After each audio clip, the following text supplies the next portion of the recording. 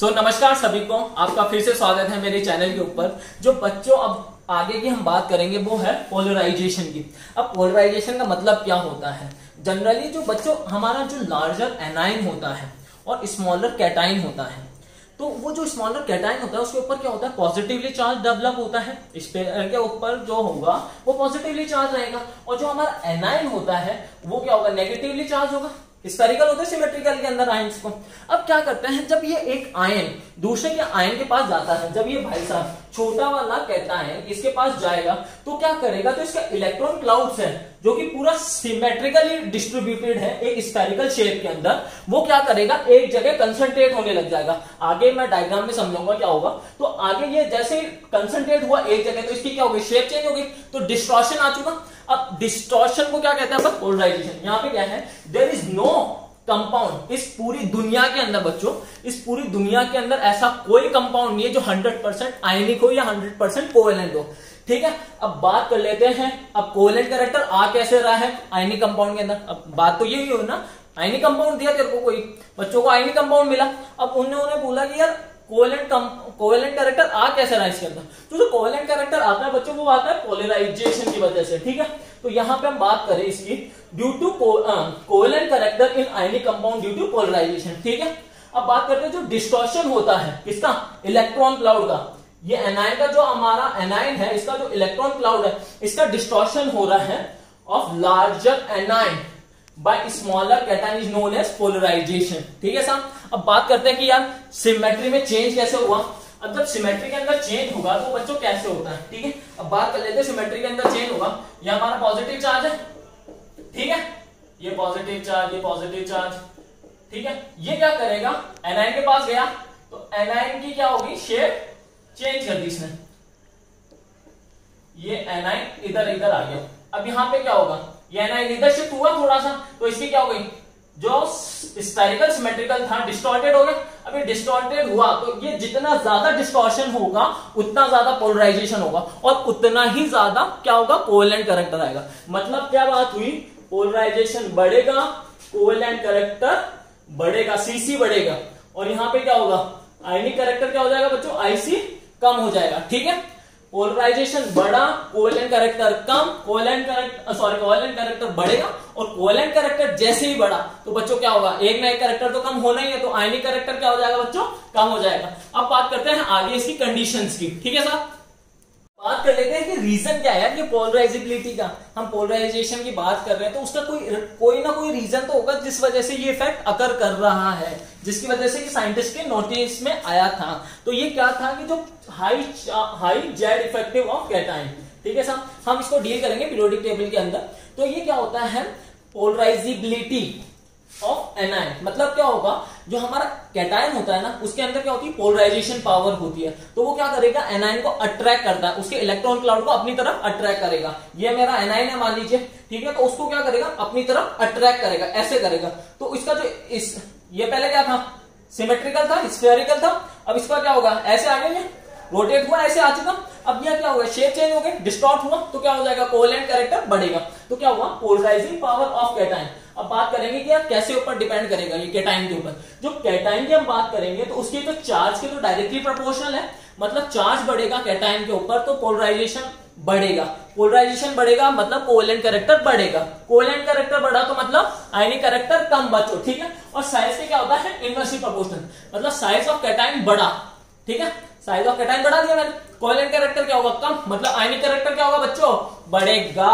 अब बात कर लेते हैं अपन पोलराइजेबिलिटी ऑफ एनायन की। एनायन की हम बात करते हैं तो एनायन जो होता है हमारा साइज और उसका जो चार्ज होता है उसके डायरेक्टली प्रोपोर्शनल होता है। मतलब जैसे जैसे साइज बढ़ेगी एनायन की तो क्या हो रहा है, चार्ज, हमारा कैटायन तो छोटा है, कैटायन छोटा है, जितनी ज्यादा साइज बढ़ेगी उतना ज्यादा उसको इलेक्ट्रॉन डेंसिटी डिस्ट्रीब्यूटेड होगी। जितनी ज्यादा इलेक्ट्रॉन डेंसिटी डिस्ट्रीब्यूटेड होगी उतना ही ज्यादा क्या करेगा, डिस्टॉर्शन करेगा, क्योंकि कैटायन क्या है, छोटा है, ज्यादा से ज्यादा अट्रैक्ट करेगा। उसको जितनी ज्यादा इलेक्ट्रॉन डेंसिटी मिलेगी उतना ही ज्यादा डिस्टॉर्ट करेगा। ठीक है सर, तो ये तो पॉजिटिवली चार्ज है। अब मैंने कल ही आपको बताया था आयनिक कंपाउंड के अंदर जो हमारा कैटायन होता है क्या होता है, एनायन को अट्रैक्ट करने की कोशिश करता है। तो एक लड़का एक लड़की को अट्रैक्ट करने की कोशिश करता है। अब यहां पे मान लीजिए जो लड़की है वो कैटायन मान लीजिए, और जो लड़का है वो एनाइन मान लीजिए वो बड़ा है, तो जो लड़की है ना वो क्या करेगी, हल्के से स्माइल पास करते, जितना बड़ा लड़का उतना ही जल्दी क्या होगा, डिस्टॉर्ट होगा।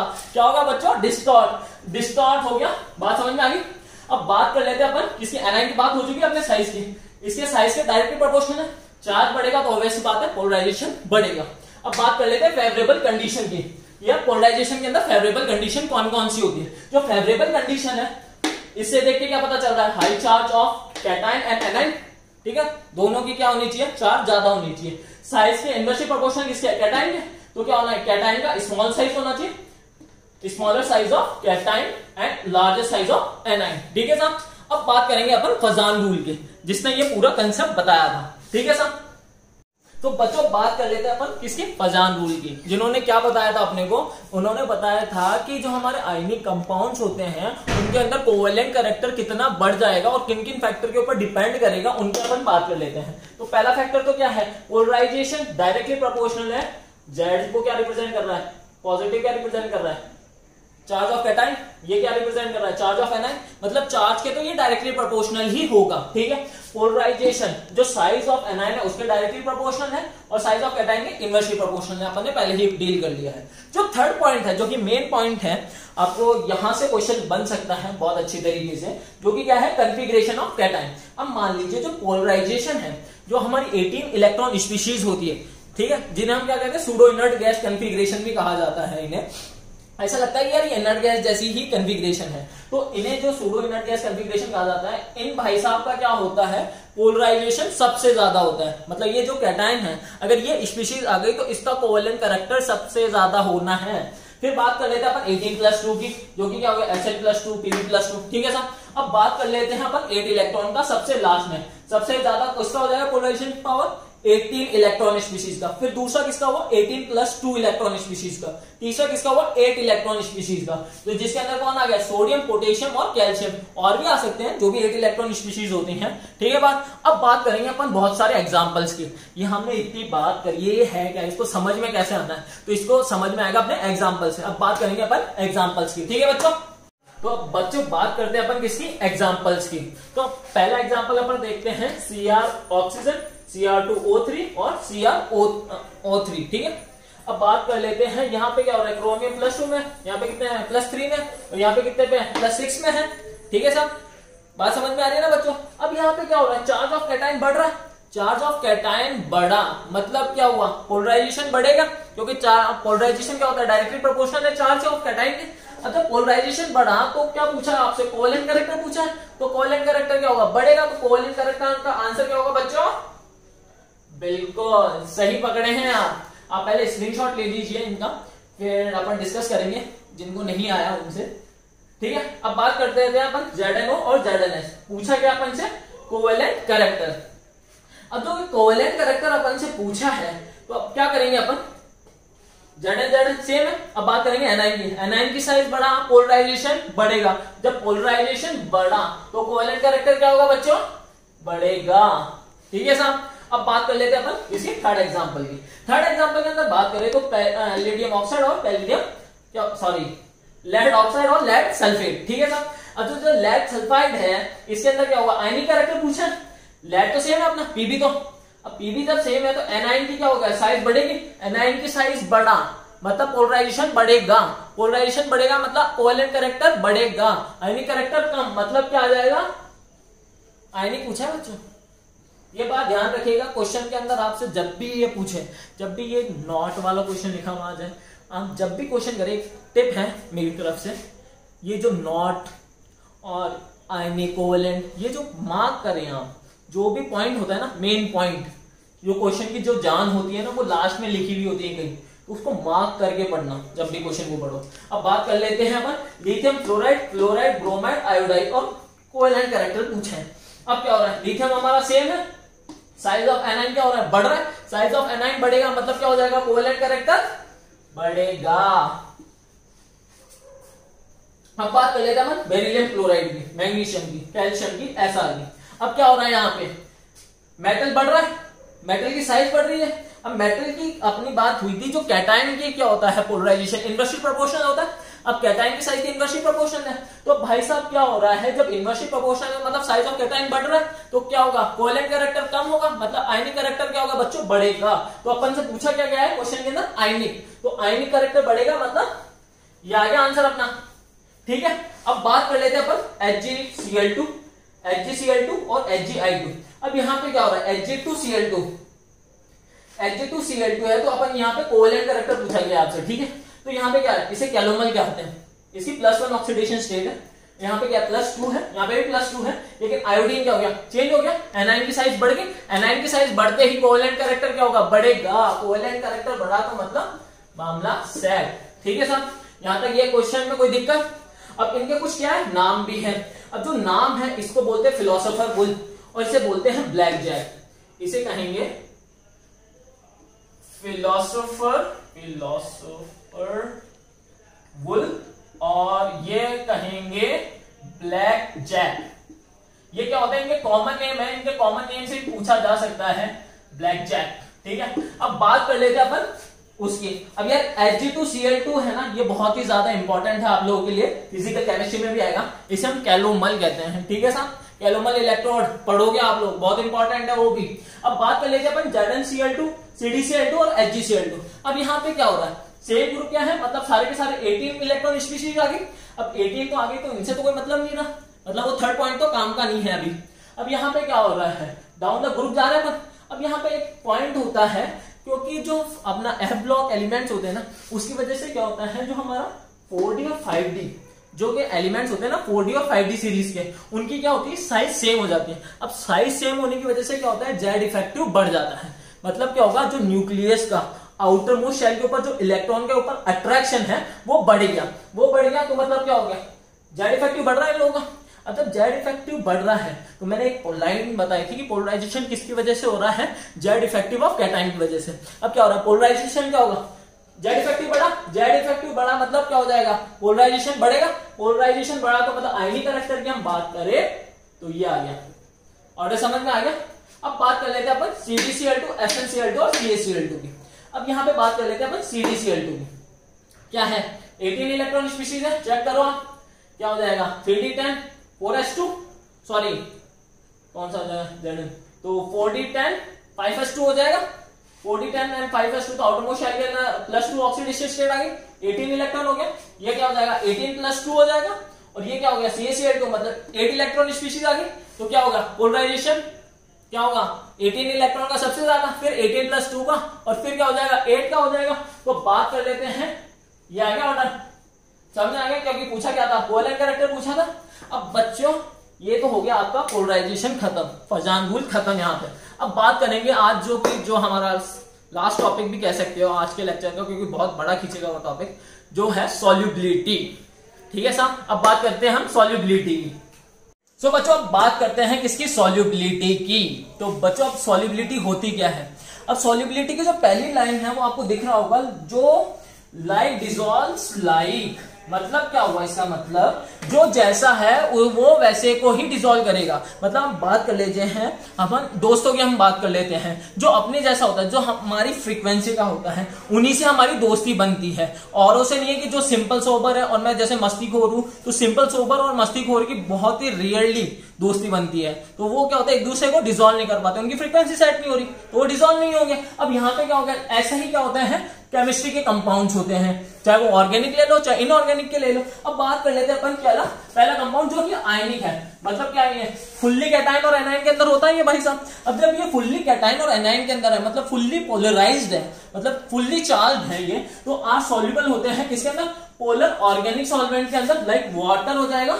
ठीक है साहब, पोलर सॉल्वेंट के अंदर, not polar organic solvent, polar solvent के अंदर ये सॉल्युबल होते हैं। जो आयनिक कंपाउंड्स होते हैं वो किसके अंदर सॉल्युबल होंगे, पोलर सॉल्वेंट के अंदर। ठीक है, अब जब पोलर सॉल्वेंट के अंदर कौन सा हो गया, वाटर आ गया, वाटर हाईली पोलर होता है।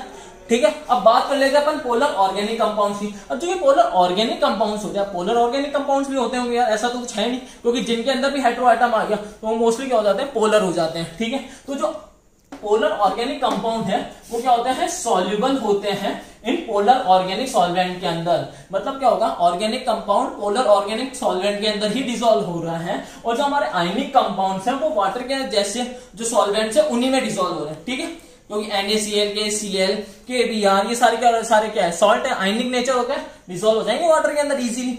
और हमारे ऑर्गेनिक कंपाउंड जो पोलर होंगे वो डिसॉल्व हो जाएंगे किसके अंदर, एसीटोन, पिरिडीन के अंदर। अब बात कर लेते हैं अपन नॉन पोलर ऑर्गेनिक कंपाउंड। अब जो ये नॉन पोलर कंपाउंड्स होते हैं, नॉन पोलर ऑर्गेनिक कंपाउंड्स कोई से मान लीजिए, वो क्या होंगे, डिसॉल्व होंगे किसके अंदर, नॉन पोलर कंपाउंड्स के अंदर ही, नॉन पोलर सॉल्वेंट्स के अंदर ही। ठीक है सर। अब ये जो नॉन पोलर सॉल्वेंट है वो कौन कौन से हो सकते हैं, अब वो हो सकता है बेंजीन, क्योंकि इसका जो डाइलेक्ट्रिक कांस्टेंट क्या होता है, 0 होता है।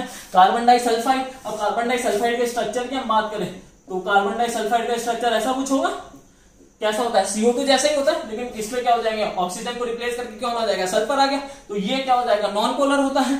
और ये क्या हो जाएगा अपना CCl4।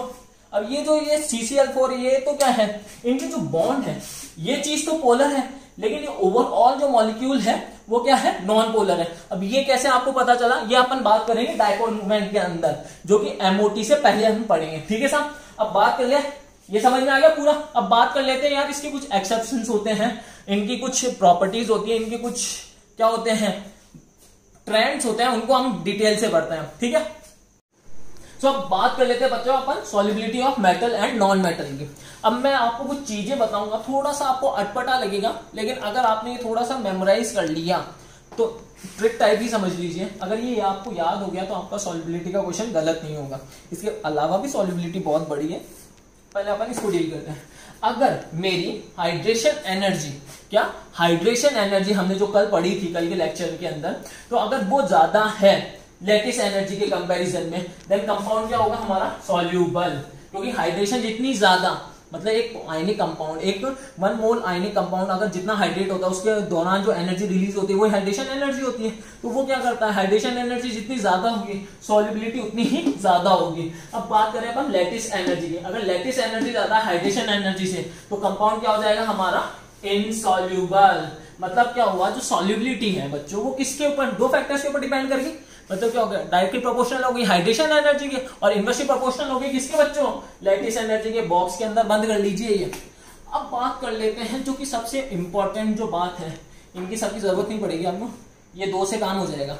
अब पहला पॉइंट हम डील करते हैं। जो पहला पॉइंट है हमारा, अगर हमारा कॉमन आयन, क्वेश्चन के अंदर आपको कॉमन आयन दिया हुआ होगा, अगर कॉमन आयन हमारा स्मॉलर है देन लैटिस एनर्जी डोमिनेट करेगी। अब लैटिस एनर्जी बड़ी, मतलब वो क्या होता है, डाउन द ग्रुप जाते हैं तो लैटिस एनर्जी क्या होती है, डिक्रीज होती है, क्योंकि क्या होता है, इनवर्सली प्रोपोर्शनल होता है साइज के। जब इनवर्सली प्रोपोर्शनल है साइज के तो लैटिस एनर्जी डिक्रीज हो रही है। लैटिस एनर्जी डिक्रीज हुई तो सॉल्युबिलिटी क्या होगी, बढ़ेगी। सॉल्युबिलिटी बढ़ी तो डाउन द ग्रुप सॉल्युबिलिटी बढ़ेगी। किन किन आयंस की बात हो रही है, sodium plus, lithium plus, fluorine minus, oxygen -2, hydroxyl और सेकंड ए के कैटाइन। कौन कौन से हो गए, बेरिलियम, मैग्नीशियम, कैल्शियम, ऐसा एंड Ba। ठीक है। अब बात कर लेते हैं अपन सेकंड पॉइंट जो कि बहुत इंपॉर्टेंट है। बात कर लेते हैं, अगर हमारा कॉमन आयन लार्जर है, बड़ा है, ठीक है, देन हाइड्रेशन एनर्जी डोमिनेट करेगी। अब जैसे कौन से बड़े आयन्स हो गए, caesium plus, bromine minus, iodine minus, polyatomic A9 जैसे सल्फेट और कार्बोनेट। अब ये तो मैंने आपको चीजें बताई है, अब इन चीजों को एक बार थोड़ा सा मेमोराइज कर लीजिए, फिर अपन बात करेंगे अभी 10-15 क्वेश्चंस की। ठीक है, उसके अंदर आपको अभी समझ में आ जाएगी यार सॉल्युबिलिटी के क्वेश्चन सॉल्व कैसे करने हैं। ठीक है साहब। सो बच्चों बात कर लेते हैं अपन किसकी, क्वेश्चंस की। तो ये वाला क्वेश्चंस तो मैं करूंगा, बाकी वाले जो अभी नेक्स्ट में मैं भरूंगा इस बोर्ड को, तो वो कौन करेंगे, आप लोग करेंगे। ठीक है साहब। तो उनके मेरे को आंसर देने हैं आप लोगों को, मुझे व्हाट्सएप कर दीजिएगा। ठीक है। अब ठीक है, आप लोग स्क्रीनशॉट ले लीजिए इसका, पहले इसको खुद भी सॉल्व कर सकते हैं आप लोग। अब बात कर लेते हैं अपन पहले क्वेश्चन की। जो पहला क्वेश्चन है हमारा बच्चों वो क्या है, lithium fluoride, sodium fluoride, potassium fluoride और रुबिडियम फ्लोराइड। अब हमारा कॉमन आयन क्या है यहाँ पे बच्चों, कॉमन आयन कौन सा है, फ्लोराइड है हमारा कॉमन आयन। अब तक कॉमन आयन हमारा फ्लोराइड है, मतलब क्या होगा, स्मॉलर हो गया, लैटिस एनर्जी डोमिनेट करेगी। अब लैटिस एनर्जी क्या होती है साहब, लैटिस एनर्जी अपन पिछले लेक्चर में पढ़ चुके हैं। जो लैटिस एनर्जी होती है वो इनवर्सली प्रोपोर्शनल होती है साइज के और डायरेक्टली प्रोपोर्शनल होती है चार्ज के। तो हम डाउन द ग्रुप जा रहे हैं, डाउन द ग्रुप जा रहे हैं तो मतलब क्या हो रही है, साइज बढ़ रही है, साइज बढ़ रही है तो लैटिस एनर्जी कम, लैटिस एनर्जी कम मतलब सॉल्युबिलिटी ज्यादा। तो पहले वाले का क्या होगा आंसर, सॉल्युबिलिटी ज्यादा किसकी हो जाएगी, ठीक है साहब, समझ में आ गया। अब बात कर लेते हैं नेक्स्ट क्वेश्चन की। अब हम बात कर लेते हैं जो हमारा नेक्स्ट है उसके अंदर क्या है, सल्फेट क्या है हमारा, कॉमन आयन है। अब सल्फेट हमारा जो कॉमन आयन है तो डाउन द ग्रुप जा रहे हैं अपन, डाउन द ग्रुप जा रहे हैं तो क्या हो रहा है, साइज बढ़ रही है, साइज बढ़ रही है मतलब हाइड्रेशन एनर्जी क्या हो जाएगी, कम हो जाएगी, क्योंकि ये क्या होगा, हाइड्रेशन एनर्जी इस पे डोमिनेट करेगी सेकंड वाले में। जब हाइड्रेशन एनर्जी डोमिनेट करेगी तो वो डायरेक्टली प्रोपोर्शनल होती है चार्ज के और इनवर्सली प्रोपोर्शनल होती है साइज के। जब वो इनवर्सली प्रोपोर्शनल है साइज के इनवर्सली प्रोपोर्शनल है तो सॉल्युबिलिटी क्या होगी, कम हो जाएगी, क्योंकि जो सॉल्युबिलिटी के लिए मेन क्राइटेरिया वो क्या है, हाइड्रेशन एनर्जी की डायरेक्टली प्रोपोर्शनल होती है सॉल्युबिलिटी। तो क्या हो जाएगा, ऑर्डर क्या आएगा अपना, ये आ गया डाउन द ग्रुप सॉल्युबिलिटी कम। ठीक है, अब बात कर लेते हैं हमारा NaF, NaCl, NaBr और NaI की। अब हमारा कॉमन आयन क्या है, स्मॉलर है, सोडियम आ गया हमारा। अब जब सोडियम आ गया हमारे, वो 2 पॉइंट्स याद कीजिएगा, सारे क्वेश्चन सॉल्व होंगे, गारंटी है। आगे भी हम सॉल्युबिलिटी की बात करेंगे, वो पूरा एक बार आप सॉल्युबिलिटी पढ़ लीजिए। कोई भी सॉल्युबिलिटी के क्वेश्चन के अंदर डाउट आ जाए तो मेरा नाम बदल दीजिएगा, गारंटी है। ठीक है साहब, अब बात कर लेते हैं, अब एक्सेप्शन की बात नहीं कर रहा, एक्सेप्शन हर जगह होते हैं, ठीक है, उनको भी कवर करेंगे। तो अब बात कर लेते हैं सोडियम क्या है हमारा, कॉमन आयन है। सोडियम हमारा जब कॉमन आयन तो लैटिस एनर्जी डोमिनेट करेगी। लैटिस एनर्जी क्या होती है, इनवर्सली प्रोपोर्शनल होती है साइज के। अब क्या हो रहा है, हम ग्रुप के अंदर चल रहे हैं तो क्या होगी, सॉल्युबिलिटी लैटिस एनर्जी क्या होगी, डिक्रीज। लैटिस एनर्जी डिक्रीज मतलब सॉल्युबिलिटी बढ़ेगी, बढ़ेगी साहब, सॉल्युबिलिटी बढ़ा दी है साहब। अब आगे बात कर लेते हैं सीजियम फ्लोराइड। अब सीजियम क्या है हमारा, लार्जर आयन, लार्जर आयन है तो क्या हो जाएगा, हाइड्रेशन एनर्जी डोमिनेट करेगी। हाइड्रेशन एनर्जी डोमिनेट करेगी तो क्या हो जाएगा, down the group solubility, hydration energy क्या होती है, इनवर्सली प्रोपोर्शनल होती है साइज के, तो साइज डाउन द ग्रुप क्या हो जाएगा, हाइड्रेशन एनर्जी कम, सॉल्युबिलिटी कम। तो क्या आ जाएगा आंसर, समझ में आ गई बात। अब बात कर लेते हैं अपन magnesium fluoride, magnesium chloride, magnesium bromide और मैग्नीशियम आयोडाइड। अब मैंने बात करी थी यहाँ पे कि जो लैटिस एनर्जी का पॉइंट था उसके अंदर कि जो हमारे सेकंड डे के कैटायन होते हैं वो भी क्या होंगे, लैटिस एनर्जी के ऊपर डिपेंड करेंगे। अब क्या हो रहा है यहाँ पे, क्या है, सेकंड डे का कैटायन है, डाउन द ग्रुप जा रहे हैं, लैटिस एनर्जी क्या होगी, कम होगी। लैटिस एनर्जी कम मतलब डाउन द ग्रुप सॉल्युबिलिटी बढ़ेगी। बच्चों पकड़ लिया है आपने सही, ठीक है। अब बात कर लेते हैं अपन BaF2, BaCl2, BaBr2 और BaI2। अब इसकी बात करें अपन BaF2 की, ठीक है। BaF2 क्या है, सेकंड है, क्या है, कैटायन है। अब क्या हो रहा है, डाउन द ग्रुप क्या हो जाएगा, lattice energy, lattice energy dominate करेगी यहाँ पे, लैटिस एनर्जी डोमिनेट करेगी तो लैटिस एनर्जी बढ़े, डाउन द ग्रुप क्या होगी, कम होगी, कम होगी तो सॉल्युबिलिटी क्या होगी, बढ़ेगी। सॉल्युबिलिटी का ऑर्डर आ गया बच्चों, ये बात समझ में आई कि नहीं आई। अब अगले क्वेश्चंस आपको करने हैं, ठीक है बच्चों। अब ये जो आपके सामने एग्जाम्पल लिखे हुए हैं, ये 4 एग्जाम्पल, ये आप लोगों को सॉल्व करने हैं, ठीक है। अब इनको आगे हम डिस्कस करेंगे। अगर आप सॉल्व कर लेते हैं तो मुझे व्हाट्सएप कीजिएगा, अगर नहीं कर पाते हैं तो मैं डिस्कस करूंगा इनको, अगर आपकी कोई रिक्वेस्ट होगी तो, ठीक है। अब बात कर लेते हैं अपन कुछ एक्सेप्शंस की। अब यहाँ पे क्या होते हैं, सॉल्युबिलिटी के अंदर कुछ एक्सेप्शंस भी होंगे, वो आपको थोड़े बहुत याद करने पड़ेंगे, ठीक है। अब आगे आपकी इनऑर्गेनिक केमिस्ट्री, पीटर पिल। तो बच्चों ये 3 आप लोगों के सामने मैंने एक्सेप्शन लिखे हैं, ठीक है। आप हमारा जो जनरल ट्रेंड है जो मैंने अभी आप लोगों को लिखवाया उसके अकॉर्डिंग ये एक्सेप्शन में आएंगे, क्योंकि हम आपको क्या है ट्रिक से सॉल्व करने हैं क्वेश्चंस को, ठीक है। जनरली हम वो ही करते हैं। तो अब बात कर लेते हैं अपन किसकी, Li2CO3 की। ये जनरली क्या हो रहा है, हमारा कॉमन आयन क्या है अपना, कॉमन आयन हमारा पॉलीएटॉमिक एनाइन है, मतलब हाइड्रेशन एनर्जी डोमिनेट करनी चाहिए थी। अब जब हाइड्रेशन एनर्जी डोमिनेट करनी चाहिए थी तो डाउन द ग्रुप सॉल्युबिलिटी कम होनी चाहिए थी, लेकिन क्या होता है यहाँ पे डाउन द ग्रुप सॉल्युबिलिटी कम ना होकर सॉल्युबिलिटी डाउन द ग्रुप बढ़ती है। तो पहला एक्सेप्शन, ठीक है साहब। अब बात करें अपन बाइकार्बोनेट्स की, NaHCO3, KHCO3, RbHCO3, caesium HCO3। अब जो इनकी बात करें, इनके अंदर भी क्या होना चाहिए था, डाउन द ग्रुप क्या होना चाहिए था, डाउन द ग्रुप क्या होना चाहिए था, हाइड्रेशन एनर्जी कम होनी चाहिए थी, सॉल्युबिलिटी कम होनी चाहिए थी, लेकिन यहाँ पे भी क्या होता है, ये ट्रेंड आता है।